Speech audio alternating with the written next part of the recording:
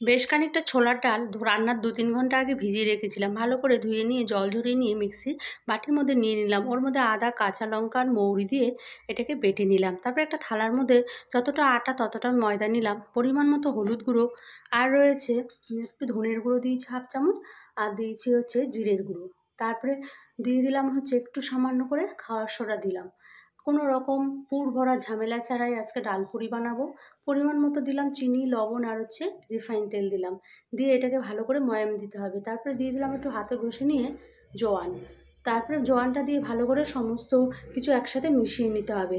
লঙ্কার গুঁড়োটা দেওয়া হয়নি, অল্প করে একটু লঙ্কার গুঁড়ো দিয়ে দেবো। ভালো করে মিশিয়ে নেবো সমস্ত উপকরণ একসাথে দিয়ে ময়াম দিয়ে নেবো। যেই ডালটা বেটে রেখেছি সেইটা দিয়ে এই ময়দাটাকে মেখে নেবো।